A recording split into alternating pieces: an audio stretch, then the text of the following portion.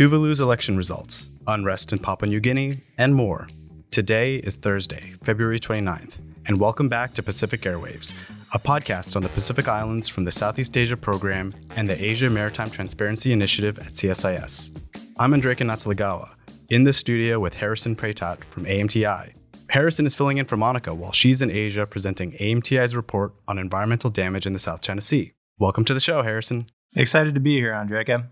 So, Harrison, for background for our audience, when we are preparing sort of the script for each episode, we like to put a little fun fact about each presenter. And Harrison, I've been working with you for about 6 years now, and I've just learned that you have a very particular interest in hard-boiled eggs. Can you tell me more about this? And is it really true that you ate 10 hard-boiled eggs in one sitting? No, that's not true at all. It's not true at all. So No. I've been misled. Who told you that? Misinformed. I mean, that's a lot of eggs. I wouldn't want to eat 10 in one sitting. That's why I was concerned when I saw that fun fact in the script. I was a little worried about that. But so you're not a fan of hard-boiled eggs? What's the story here? No, I mean, they're fine. I just wouldn't eat 10. That's a lot. Okay, what is the number you would eat? Probably like 2 or 3. 3 is probably pushing it. Well, folks, you've heard it here first on Pacific Airwaves. 2 to 3 is the recommended amount of hard-boiled eggs to eat. And with that... Anyway, turning to the Pacific, the smallest UN member state held a consequential election on January 26th. Harrison, can you tell us what country is the smallest UN member state? It's Tuvalu. Its population is only 11,000. The election matters regionally for 2 reasons. First, Tuvalu is one of the last 3 countries in the Pacific that recognize Taiwan. Second, Tuvalu just signed a groundbreaking climate and security treaty with Australia last November. Right, and for our listeners, this is the Papua Union. Longtime listeners will remember that Australia agreed to provide opportunities for Tuvaluans to work and receive education in Australia amid the climate crisis. In exchange, Tuvalu has effectively given Australia a veto over future security arrangements. The former Prime Minister Kausea Natano supports both Taiwan and the Papua Union, but other politicians have argued that diplomatic ties with Taiwan should be reviewed and that the Papua Union infringes on Tuvaluan sovereignty.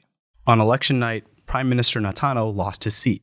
In the new parliament, former Attorney General and senior fisheries official Feleti Teo ran unopposed for the premiership and assumed office on February 26th. This is the first time in Tuvalu's history that a prime minister has been nominated unopposed. Teo hasn't made public statements on reviewing ties with Taiwan or the Papua Union, but we can make some guesses about his positions. At least Taiwan seems optimistic. Their Ministry of Foreign Affairs issued a statement hailing Teo's friendly stance towards Taiwan.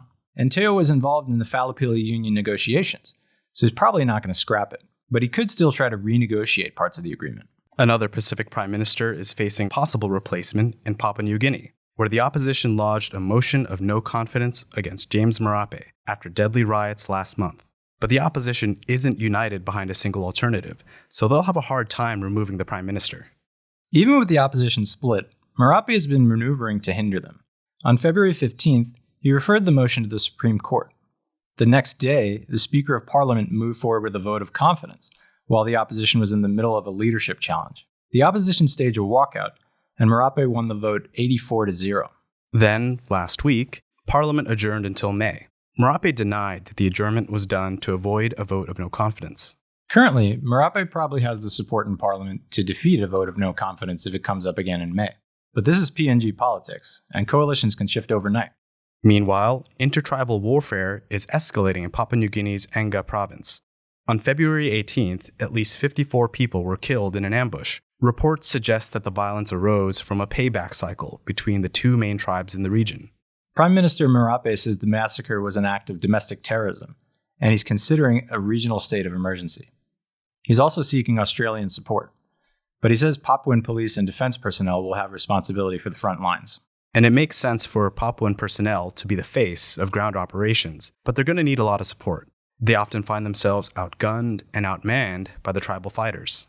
Tribal violence is becoming more sophisticated. Thanks to arms traders, fighters have more powerful weaponry, which allows them to use advanced guerrilla warfare tactics. It's no surprise that the police commissioner David Manning has equated firearms smugglers with terrorists. Moving southeast from Papua New Guinea, the Solomon Islands is heading into an election on April 17th. These elections were originally scheduled for 2023, but Prime Minister Manasseh Sogavare had it delayed because the country was also hosting the 2023 Pacific Games. The two major opposition parties are uniting in an alliance that they call the Coalition for Accountability, Reform, and Empowerment, or CARE. The coalition is running on public service, pay raises, and job creation. Meanwhile, Sogavare is running on his record, emphasizing national unity and infrastructure development. He's leaning into his look north foreign policy of strengthening ties with China or remaining committed to traditional partners like Australia. The opposition candidate, Matthew Wale, advocates for a referendum on the Solomon Islands Security Pact with Beijing and says that he wants to pursue balanced international engagement. Whoever wins the election will have the opportunity to pass historic legislation that would reserve more seats for women in the provincial assemblies. In the 45 years since independence, only 16 women have served in the provincial assemblies. In the Cook Islands, the deputy prime minister has been replaced after the previous one was convicted for corruption. The new deputy prime minister is Albert Nicholas. And this is somewhat of a surprising choice, since both Nicholas and Prime Minister Mark Brown are from Rarotonga, the main island of the Cook Islands. Traditionally, a Rarotongan prime minister chooses a deputy from the outer islands, and vice versa. But Brown says that his new deputy has experience and connections that will allow him to effectively oversee integration of the outer islands into the national economy. With that going on, New Zealand's Foreign Minister Winston Peters paid a visit to Rarotonga. He announced around $10 million in funding to help the Cook Islands respond to climate change. From there, Peters traveled to Samoa. He and his counterparts signed a statement of partnership that sets out priority areas for cooperation over the next 4 years, including climate change, development, and security. Meanwhile, Tongan Prime Minister Siausi Sovaleni met with his counterpart in New Zealand for the two sides to discuss their continued partnership under the new government. And moving over to Micronesia, leaders there are warning the United States that failure to approve funding for the Compacts of Free Association agreements would benefit Beijing. Palau's leader, Saranjal Whips, reminded the United States that the Compacts of Free Association, or COFA, agreements give the United States strategic control of a vast area of the Pacific, stretching from Hawaii to Asia. He warned that delays in signing these agreements are strengthening the arguments of pro-Beijing politicians at home. On February 13th, a bipartisan effort in the U.S. Senate failed to add COFA funding to a $95 billion aid package for Ukraine, Israel, and Taiwan. This is a strange situation where leaders of both parties agree that passing COFA funding is in the national interest, but the budgetary chaos on the Hill makes it difficult to see the path forward. While Congress was struggling to pass COFA funding, the Air Force hosted 5 other countries for a major joint exercise in Guam and the Northern Mariana Islands. Pacific Air Forces Commander Kevin Schneider said the exercises demonstrated a level of cooperation that can only be envied in Beijing, Moscow, and Pyongyang. But China has continued to pursue cooperation across the region. On February 7th, China hosted a group meeting with envoys of 8 Pacific Island countries. Reports have also emerged that Chinese police are working in Kiribati, despite the absence of a public policing agreement. Besides China, Japan is also advancing ties with the region. Japanese Foreign Minister Yoko Kamikawa traveled to Samoa and Fiji for a ministerial meeting with Pacific Island countries. The meeting focused on preparing for the Pacific Island Leaders Meeting, or PALM, this coming July. Japan's engagement with the Pacific is taking on more geopolitical significance as China becomes a bigger regional player. The ministerial meeting this month produced a statement opposing any changes to the status quo by, quote, force or coercion. Some interpreted that as a veiled reference to China.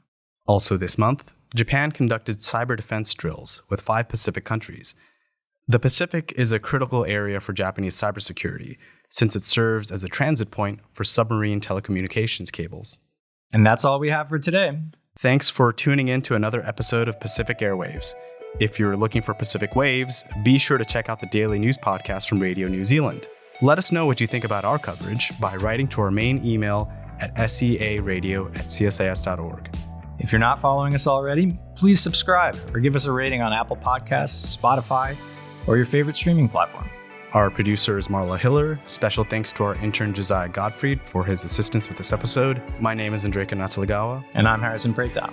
And we'll see you next month for another episode of Pacific Airwaves. Let's go get some hard-boiled eggs. Sounds good to me.